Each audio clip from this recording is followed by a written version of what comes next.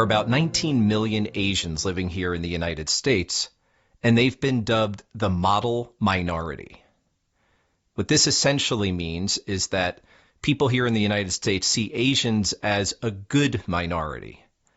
They are overly educated, they go to school, they study, they have strong family bonds, and they make decent money and have good jobs. But what it really means is that in spite of the racism or any of the abuse that they suffer while they're here, they don't say anything. They stay really quiet and to themselves.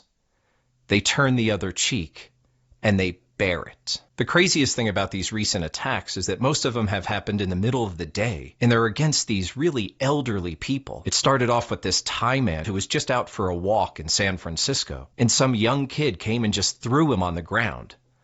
And he died. He eventually died from his injuries. There was another guy in Brooklyn who threw a Chinese woman to the ground, and she was 68 years old or something. And I've been looking in the news, and there are just more and more. There's a bunch of them. I can't even list them all here. And a lot of them are also on video, and it's so disturbing to see. I can't even show you. So why is this happening? And why is it growing so intense at this moment?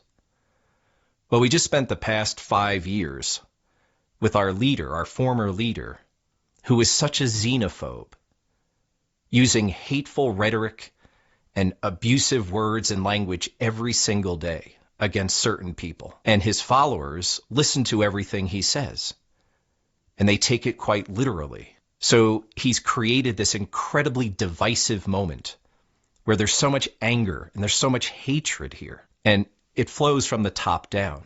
So people are listening and responding to his rhetoric. Secondly, because we didn't handle the pandemic properly, as of today, we just surpassed 500,000 deaths here in the United States.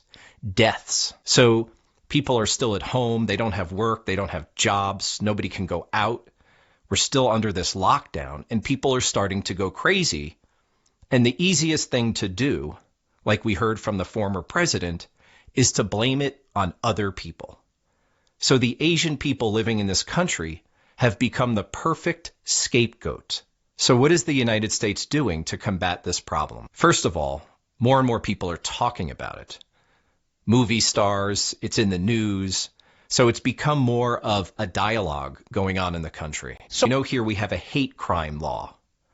If somebody commits a crime out of bias and prejudice and racism, they get stiffer penalties when it comes for them to be judged for what they've done. And lastly, and probably most importantly, the Asian community is starting to stand up for their rights.